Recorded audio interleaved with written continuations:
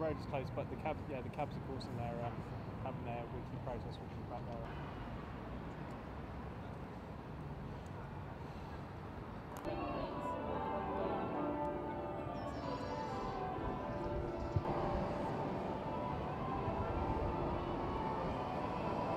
Theresa May's deal is 5 to 1 to be voted through Parliament today, or 1 to 6 to be voted against. So 1 to 6 means if you had £6 on it, only £1 profit. So that shows you how unlikely it is that this deal goes through. Just 20% chance the bookies are giving it that May's deal is cleared through Parliament. Theresa May's deal to be voted through is 5 to 1.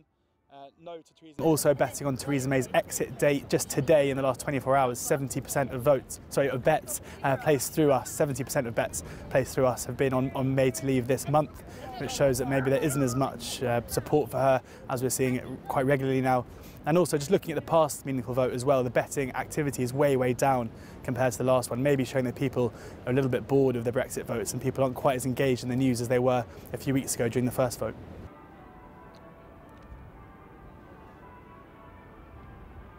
Punters still very keen on there being a second vote. We're still seeing the majority of bets are going on a second referendum, despite the fact that it's the outsider. And it's now 5 to 1 that Britain will remain in the EU. It suggests about a 20% chance that not only is there a second vote, but that Remain wins. And I think we're seeing now as well, crucially, that if there is a second vote, Remain will be favourite.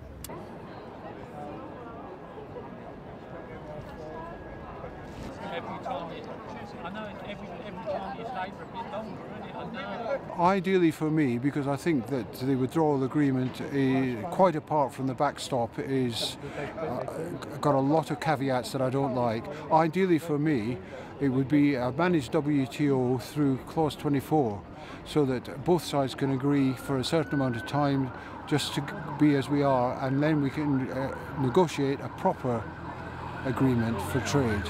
Because what we've got at the moment has been mismanaged right from the start. I'm a great believer in democracy, and I don't believe this government has been democratic.